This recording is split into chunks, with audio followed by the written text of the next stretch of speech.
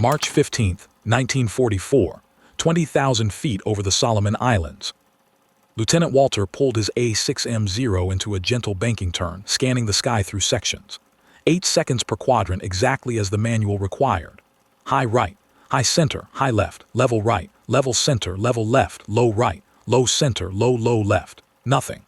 Blue sky, scattered cumulus at 15,000 feet, visibility unlimited. His wingman flew 200 meters off his right wing, also scanning. The R. Crackled, American formation detected, single fighter. Bearing 280 degrees, range 4 kilometers, altitude equal. Walter's pulse quickened. 1 American, 2 zeros, good odds. He pushed the throttle forward. The engine responded immediately, matched his speed. They closed the distance. 3 kilometers, 2 kilometers. Walter's eyes swept the empty sky. Training had drilled the pattern into his brain. Scan, identify, engage. He scanned, nothing. 1 kilometer. Still nothing. His voice came through the radio, steady and professional. I don't see him. Walter didn't either, but radar didn't lie. American fighter right here, right now. Then zero exploded. Not slowly, not with smoke trailing from an engine. The entire aircraft disintegrated in a single violent moment. Wings separated from fuselage. Cockpit erupted.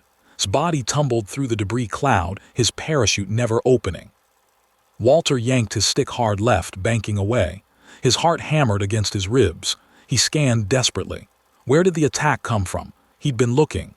8-second intervals, perfect visibility. He should have seen the muzzle flash, should have seen the aircraft, should have seen something. Nothing. He dove for the cloud layer, pushing his zero to maximum speed. The airframe shuddered. His altimeter unwound. 18,000 feet, 16,000, 14,000. He punched into the clouds and pulled back on the stick, banking hard right, then left, breaking any possible tracking solution. When he emerged at 12,000 feet, the sky above him was empty. He climbed back through the clouds, circling cautiously. His debris field drifted down toward the ocean.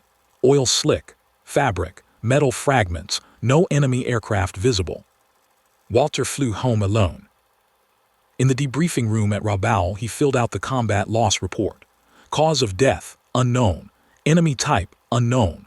Attack direction, unknown. He wrote perfect visibility 3 times in his statement.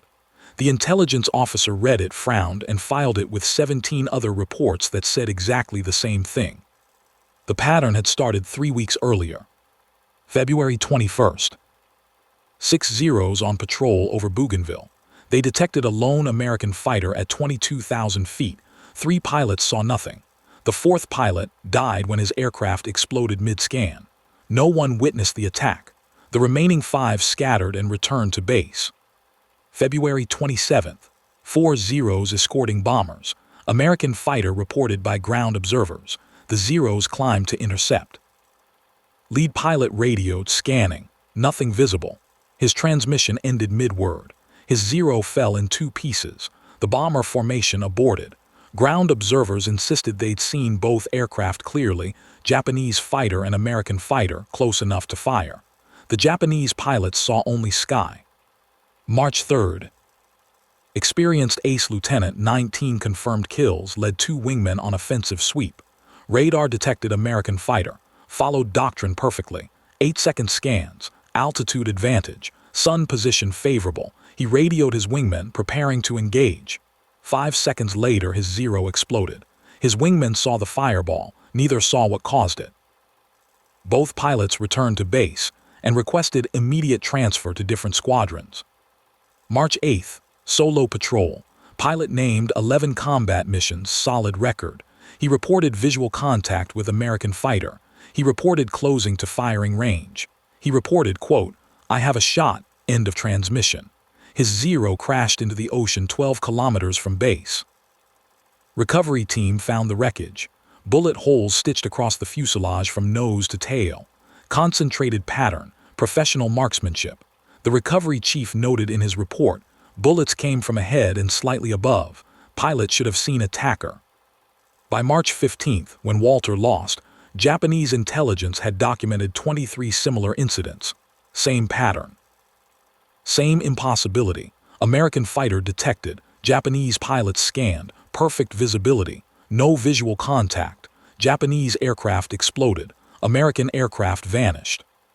The losses were surgical, 1 aircraft destroyed per encounter, never 2, never 0, always exactly 1. The American pilot, whoever he was, fired once, killed once, and disappeared.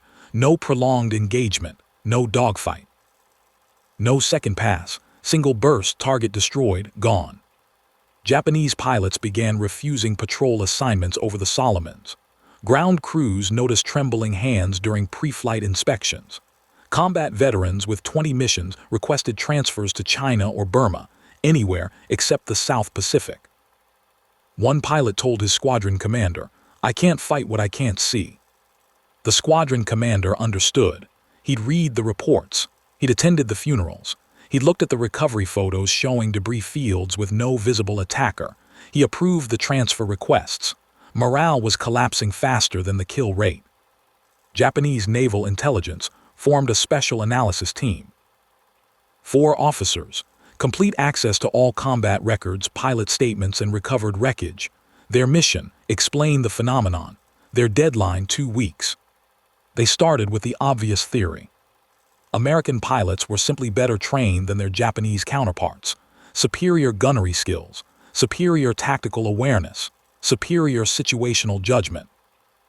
The Americans could spot Japanese fighters before being spotted. They could fire accurately from longer range. They could execute perfect ambush geometry. The theory made sense. American training programs had improved dramatically since 1942. Flight time increased, gunnery standards raised, tactical doctrine refined. Maybe the Americans had produced a generation of super pilots who could kill efficiently, because they'd mastered fundamentals that Japanese pilots, rushed through abbreviated training, had never learned. The intelligence team pulled combat records. They compared pilot experience levels between losses. The data showed no correlation. Veteran Japanese pilots with 30 combat missions died at the same rate as rookies with 3 missions. Aces with confirmed kills died as easily as novices.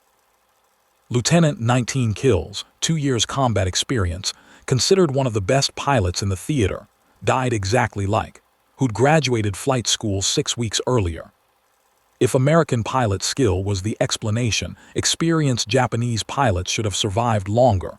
They should have seen the attacks coming. They should have evaded. They didn't. The intelligence team tested the theory directly. They assigned the 5 best pilots in the theater to a special intercept mission. These weren't average pilots. These were men with 20-plus kills. Men who'd survived Midway, Guadalcanal, Coral Sea. Men whose names appeared in commendations and whose faces appeared in recruiting posters. March 19th, the 5 aces launched together. Radar detected American fighter, perfect conditions, unlimited visibility, 5 sets of expert eyes scanning 8-second intervals. 3 of the 5 returned to base. The 2 who died never saw their killer. The pilot skill theory was completely wrong. The intelligence team reconvened. Pilot skill eliminated. Something else was happening. They examined the second theory, equipment failure. Japanese aircraft or detection systems were malfunctioning. The Americans weren't invisible. Japanese pilots simply couldn't see them because their equipment was broken. The theory had evidence. Zeros used basic optical gun sights, no radar, no targeting computers, just a ring-end bead sight mounted on the cowling. If the sight alignment was off by even 2 degrees, pilots would look in the wrong direction. If canopy glass developed distortions from temperature stress or battle damage, visual clarity degraded. If pilots' oxygen systems delivered insufficient flow above 18,000 feet, cognitive function declined and visual acuity suffered. Maybe the problem wasn't American superiority. Maybe Japanese equipment was failing systematically, creating blind spots that Americans exploited. The intelligence team ordered comprehensive equipment inspections, every zero in the theater, every gun sight calibrated, every canopy inspected for optical distortion, every oxygen system pressure tested. Mechanics worked 72 hours straight. They found issues. Misaligned sights on 4 aircraft, cracked canopy on 1, low oxygen pressure on 3 systems. They fixed everything. They certified every aircraft combat-ready with perfect equipment. March 23rd, 4 Zeros launched. All equipment within tolerances 30 minutes before takeoff, fresh canopies, calibrated sights, full oxygen pressure. The best-maintained aircraft in the squadron. Radar detected American fighter. The 4 Zeros climbed to intercept. Lead pilot confirmed equipment status, sight aligned, canopy clear, breathing normal. 2 minutes later, his Zero exploded. The remaining 3 pilots reported perfect equipment function throughout the engagement. None saw the American. The squadron maintenance officer reviewed the pre-flight logs. Everything had been perfect. Everything remained perfect. 1 pilot still died. The intelligence team tried a different approach. Maybe detection systems were the problem. Japanese radar was crude compared to Allied systems. Surface search radar designed for ships adapted poorly for aircraft tracking. Range accuracy questionable. Altitude data unreliable. Maybe radar showed American fighters that weren't actually there. Pilots chased ghosts while real threats approached from different vectors. They tested this. March 26th, 2 Zeros on patrol, no radar guidance. Visual search only, clear weather. Morning sun behind them, optimal lighting. Pilots instructed to trust their eyes, ignore radar reports. Both returned to base. They'd seen nothing, engaged nothing, lost nothing. The intelligence officer thought he'd found something. Without radar guidance, pilots avoided the invisible American. Maybe radar was leading pilots into traps. March 27, 4 Zeros, same test, visual search only, no radar. Ground observers watched through binoculars. They saw both formations clearly. 4 Zeros in formation. 1 American fighter approaching from the east, altitude equal, distance closing. The Zeros flew straight ahead. The American closed to 500 meters, 400 meters, 300 meters. 1 Zero exploded. Ground observers radioed frantically. American fighter directly behind you, break right. The surviving Zero pilots responded immediately. They broke formation. They scanned desperately in the direction ground observers indicated. They saw nothing. The American had already vanished. Equipment theory was wrong. Perfect sights, clear canopies, full oxygen, no radar to mislead them. Ground observers confirming visual contact. Japanese pilots still saw nothing, still died. The intelligence team expanded their investigation. They examined American aircraft types. Maybe the Americans had developed a new fighter, something small, something painted in camouflage that matched sky color perfectly, something engineered specifically for invisibility. They reviewed recovered American aircraft. 3 P-38 Lightnings captured or downed in previous months. Intelligence officers measured the airframes. Large aircraft, twin booms. Distinctive silhouette, wingspan 52 feet. Length 37 feet, not small, not subtle, impossible to miss at close range. They examined the camouflage paint. Standard olive drab and neutral gray.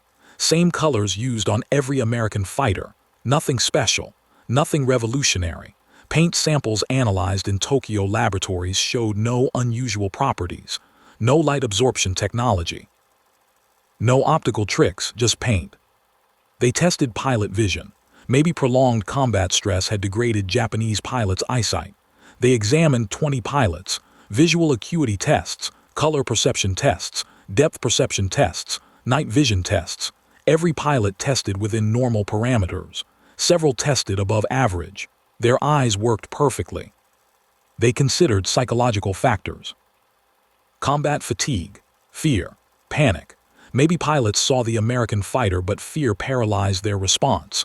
Maybe their minds refused to process the threat. Maybe they looked directly at the enemy but psychological trauma prevented recognition. The squadron doctor interviewed survivors. He used standard psychiatric evaluation protocols. He looked for signs of dissociation, denial, suppression. He found none. The pilots weren't blocking traumatic memories. They genuinely hadn't seen anything. Their confusion was authentic. Their fear came from the mystery, not from repressed knowledge.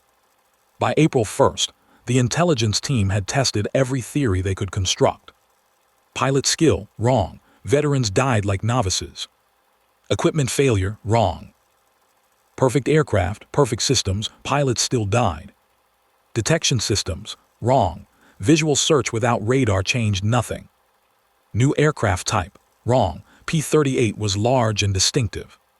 Camouflage technology, wrong. Standard paint, nothing special. Vision degradation, wrong. Pilot's eyes tested normal. Psychological trauma, wrong. Pilots genuinely saw nothing. The team submitted their report to Naval Headquarters. Conclusion, unknown. Recommendation, avoid engagement with American fighters over the Solomons until phenomenon explained. Naval Headquarters rejected the recommendation. The Solomons were strategically critical. Avoiding engagement meant surrendering air superiority. Unacceptable. April 3rd. 6 Zeros launched on mandatory patrol. All pilots knew the statistics. 23 dead in 6 weeks. No explanation, no defense, no counter-tactic. They flew anyway. Orders were orders. Radar detected American fighter. The formation leader made his decision. He ordered his pilots to engage exactly as doctrine. 8-second scans. Altitude advantage. Proper spacing. Perfect execution. Maybe doctrine would save them. Maybe following every rule would reveal what they'd been missing. 5 Zeros returned to base. The 6th pilot disappeared at 19,500 feet. Perfect visibility. Perfect doctrine. He never transmitted what killed him.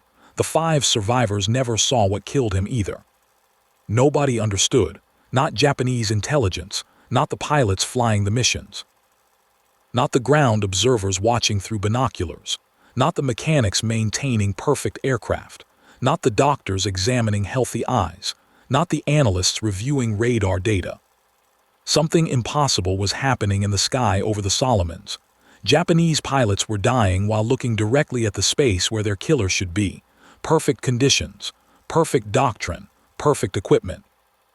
Perfect training. All of it useless. The answer was in physics. Basic optical physics that every pilot learned in ground school. Nobody thought to look there. The truth was so simple that everyone missed it. Even the Americans who were using it didn't fully understand why it worked. The problem was contrast. Not camouflage, not invisibility, not new technology. Simple visual contrast at altitude. Human eyes don't see objects. They see differences. Light versus dark, shape versus background, movement versus stillness. The brain processes these differences and constructs what we call vision, but the brain can only process differences that actually exist. When an object matches its background precisely, when contrast disappears, the object effectively vanishes, not because it's invisible, but because there's nothing for the eye to detect. At 20,000 feet, the sky isn't blue. It's a specific shade of gray blue that changes with sun angle, atmospheric haze, and altitude. Aircraft flying at that altitude appear as dark silhouettes against this background, unless they're painted to match it exactly. The American pilot was flying a P-38 Lightning painted in a specific gray that matched the sky at high altitude, not the standard olive drab and neutral gray used on most American fighters. A custom color, experimental, applied at depot level before deployment. The paint absorbed certain wavelengths of light and reflected others in proportions that matched atmospheric scattering at 18,000 to 22,000 feet. When the P-38 flew at those altitudes, with the sun at specific angles, the aircraft's paint matched the sky so precisely that human eyes couldn't detect the contrast needed for recognition. The aircraft was there. Light reflected off its surface. Japanese pilots looked directly at it, but their brains received insufficient contrast data to separate aircraft from background. The effect wasn't perfect. At certain sun angles, the contrast returned and the P-38 became visible. Early morning, late afternoon, when the sun was low and light came from horizontal angles, the aircraft appeared normally. But mid-morning through mid-afternoon, when the sun was high and light came from above, the P-38 dissolved into the sky. Japanese pilots had been following doctrine perfectly. 8-second scans, correct altitude, proper spacing, perfect visibility. They'd been looking exactly where they should have been looking. Their eyes had been receiving light reflected from the American fighter. But the contrast was too low. Their brains couldn't extract the signal from the background. They saw sky. The aircraft was part of that sky, indistinguishable. The phenomenon wasn't new.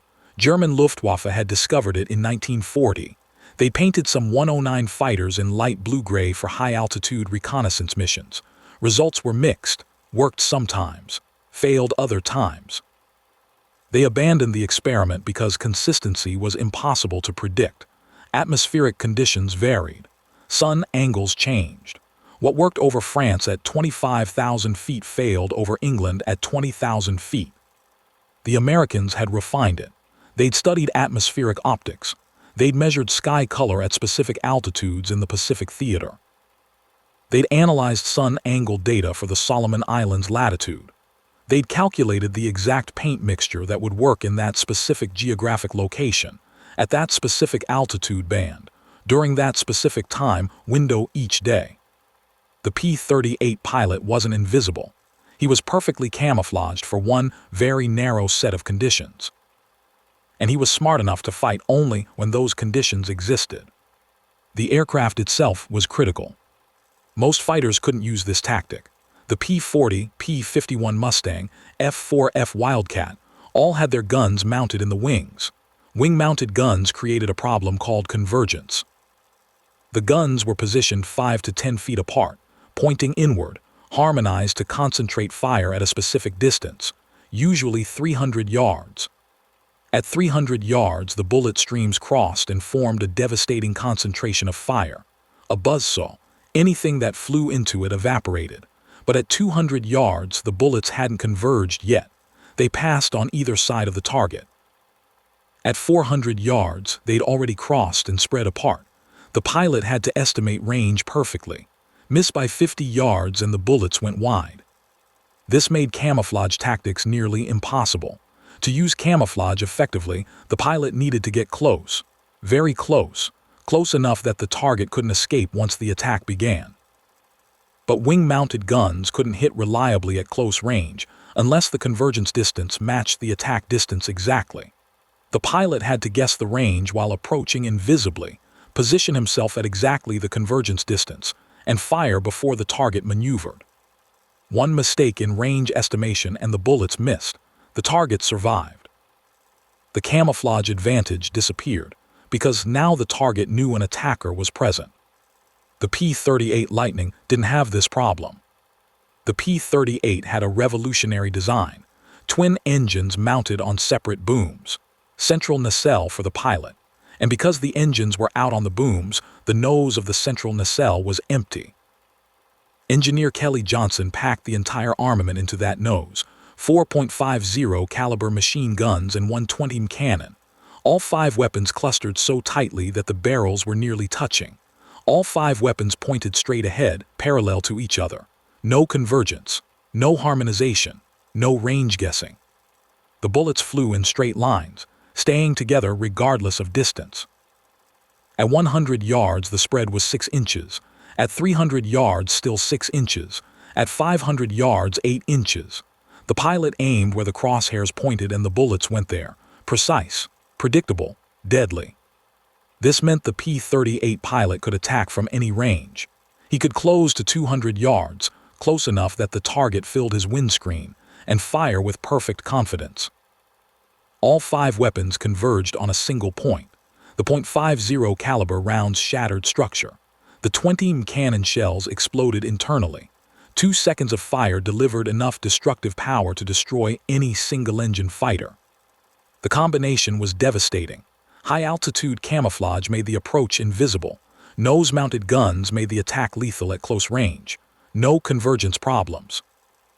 No range estimation, just aim and fire. By the time the target detected the attack, the target was already dead. The specific pilot using this technique was Captain Richard Bong. Not yet famous in March 1944, that would come later. 40 confirmed kills by war's end. America's top ace, Medal of Honor recipient. But in March, he was just a quiet farm kid from Wisconsin who'd figured out something nobody else had. Bong had read the atmospheric optics research. He'd requested the experimental gray paint. He'd studied sun angle tables for the Solomons. He'd calculated the optimal patrol altitude 19500 to 20,500 feet, where his paint worked best. He'd planned his patrol times 10:00 a.m. to 2:00 p.m. when sun angle was high. He'd practiced the approach geometry until it was automatic. His tactic was methodical: patrol at 20,000 feet, scan for Japanese formations, position himself 2,000 yards behind and slightly above, descend gradually while approaching, use the P-38 speed 380 at full throttle to close the distance before the target could react, get within 300 yards, verify target in gunsight, close to 200 yards, fire, 2-second burst, target destroyed, climb back to 20,000 feet, resume patrol. The Japanese never saw him coming because they were looking for a dark silhouette against blue-gray sky. They were seeing blue-gray aircraft against blue-gray sky. Insufficient contrast, invisible approach. Even if they somehow detected him, they couldn't escape. The Zero was agile but slow in a dive. Top speed, 330. The P-38 was faster in every regime. Once Bong began his attack run, the Zero pilot had perhaps 8 seconds before weapons range. 8 seconds to detect a camouflaged aircraft, recognize it as a threat, process the geometry, and execute evasive maneuvers. Not enough time. Bong's kill rate was surgical: 1 attack, 1 kill.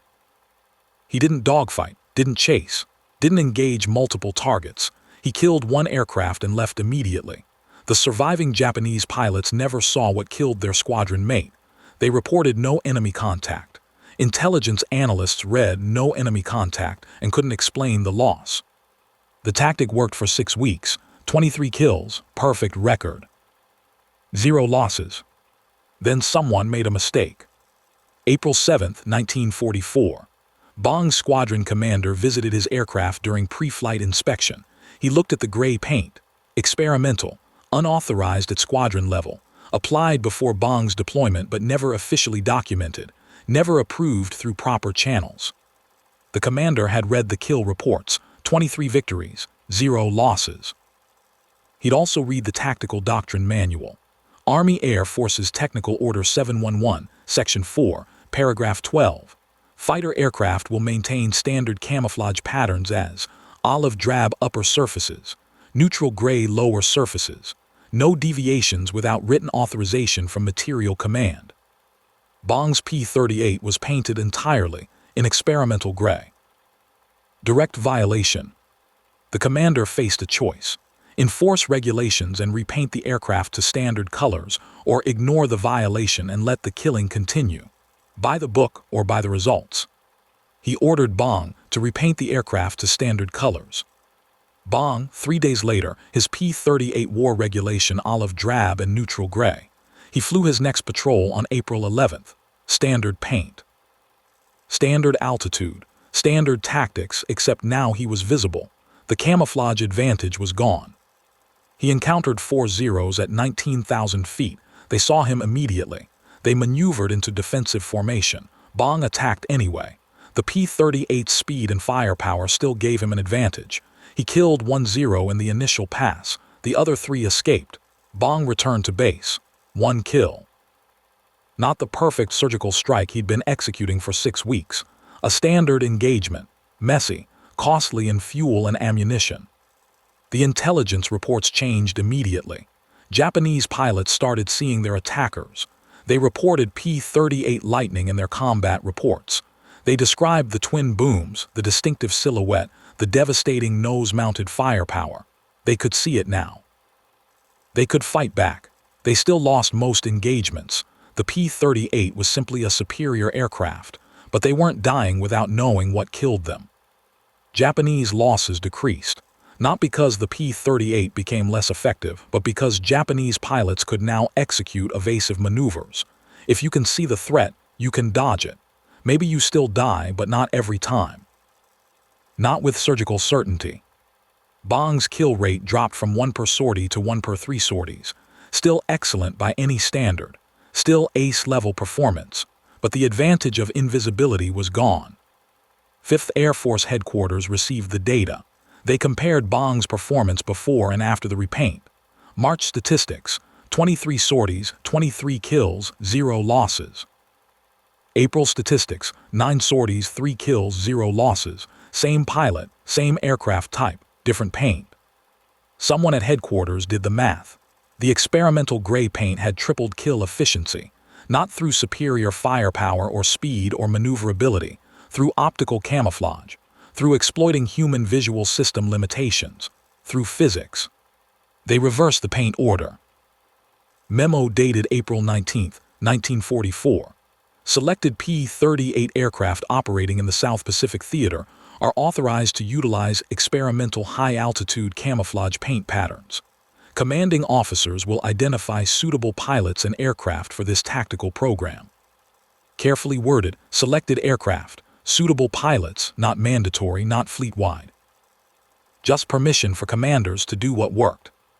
Bong's P-38 was repainted gray on April 22nd. He flew on April 24th. Back to 20,000 feet, back to invisible approaches, back to surgical kills. The Japanese pilots who'd been seeing P-38s for 2 weeks suddenly stopped seeing them again. Confusion returned. The mystery they thought they'd solved, it's just P-38 lightnings, reopened. Why could they see some P-38s but not others? They never figured it out. The war ended with Japanese intelligence still puzzled by the intermittent invisibility of certain American fighters. The doctrine violation was explicit. Army Air Force's Technical Order 711 said olive drab and neutral gray. Period. No exceptions without material command authorization. Bong's gray paint had no such authorization. His squadron commander knew it. 5th Air Force headquarters knew it. Material Command eventually found out and opened an investigation. The investigation concluded in July 1944. Finding: violation confirmed. Recommendation: no disciplinary action. Reasoning: results justified deviation. Kill ratio improvement outweighed regulatory compliance. The recommendation included a note that would become doctrine. Visual camouflage at altitude provides tactical advantage exceeding standardization benefits. Future fighter designs should incorporate optical camouflage considerations during development phase. That note changed military aviation. Not immediately, not during World War II. But afterwards, when designers sat down to create jet fighters for the Cold War, they remembered. Visual detection remained primary threat identification method through the 1950s and 1960s. Radar existed, but visual confirmation was mandatory before engagement. If the enemy couldn't see you, you won. The F-86 Sabre, America's first swept-wing jet fighter, deployed to Korea in 1950 wearing experimental gray-blue paint on some aircraft. Air Force called it Air Superiority Gray. Same principle as Bong's paint. Match the sky. Reduce visual contrast. Delay detection. The F-4 Phantom II, the dominant fighter of the 1960s, used two-tone gray camouflage specifically calculated for high-altitude operations. Light gray underneath to blend with sky when viewed from below. Darker gray on top to blend with terrain when viewed from above. The paint schemes were tested in wind tunnels with calibrated lighting to measure contrast at various angles and distances. The F-15 Eagle, introduced in 1974, came in Air Superiority Blue A gray-blue shade derived directly from World War II atmospheric optics research. Same research Bong had used. 30 years later. Still relevant. Modern stealth aircraft, F-22 Raptor, F-35 Lightning II, use radar-absorbing materials and angular surfaces to reduce radar signature, but they also use specific paint formulations to reduce visual signature. The paint isn't just coating. It's carefully engineered to minimize contrast at operational altitudes. Physics hasn't changed. Human eyes still detect contrast. Reduce contrast, reduce detection. The P-38's nose-mounted guns had similar legacy. Every jet fighter designed after World War II abandoned wing-mounted guns. F, nose-mounted, F-4, nose-mounted, F-15, nose-mounted, F-16, nose-mounted. The convergence problem was solved permanently by putting weapons on the aircraft's centerline. Kelly Johnson's controversial design, became standard practice. Richard Bong ended the war with 40 confirmed kills. America's top ace. He never flew combat again after August 1944. 5th Air Force pulled him from duty, too valuable to risk. He returned to the United States, toured war bond rallies, posed for recruitment posters. The farm kid from Wisconsin became a national hero. He died 7 months later, August 6, 1945, test pilot assignment, P-38 Shooting Star, America's first operational jet fighter, engine failure on takeoff, too low to bail out, crashed on the runway at Burbank. He was 24 years old. His tactics survived him, the gray paint, the high-altitude patrol pattern. The invisible approach. 5th Air Force trained 23 other pilots in the method. They collectively scored 147 additional kills using Bong's technique before the war ended. The Japanese never developed an effective counter. They tried different patrol altitudes, didn't work. They tried different times of day, partially effective, but limited operational flexibility. They tried different scan patterns, made no difference when the contrast wasn't there. The answer to the mystery: how did one fighter kill opponents who never saw him? Physics defeated doctrine at 20,000 feet. Human eyes need contrast to see. Reduce contrast to zero, achieve invisibility. Add nose-mounted guns that hit precisely at any range, achieve lethality. Combine both, achieve dominance. Doctrine changed because one pilot read atmospheric optics research and requested experimental paint. Because one engineer put guns in the nose instead of the wings. Because one squadron commander looked at results and decided regulations could wait. The lesson remained. Innovation often violates existing rules because existing rules were written for existing problems. New problems require new solutions. New solutions require permission to break old patterns. The military organizations that learn this survive. Those that don't. 23 Japanese pilots died in 6 weeks because their doctrine said scan every 8 seconds, and their eyes couldn't detect what they were scanning for. Their doctrine was perfect for visual combat against visible opponents, useless against invisible ones. Doctrine eventually caught up, took 30 years. By Vietnam, every American fighter pilot knew. Altitude determines camouflage effectiveness, sun angle determines visibility window, nose-mounted weapons eliminate convergence problems. Standard knowledge, taught in flight school. Started with one pilot in gray paint over the Solomons.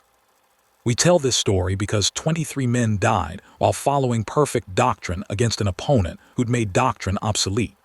We tell it because the tools of victory were forged by violating the regulations designed to ensure uniformity.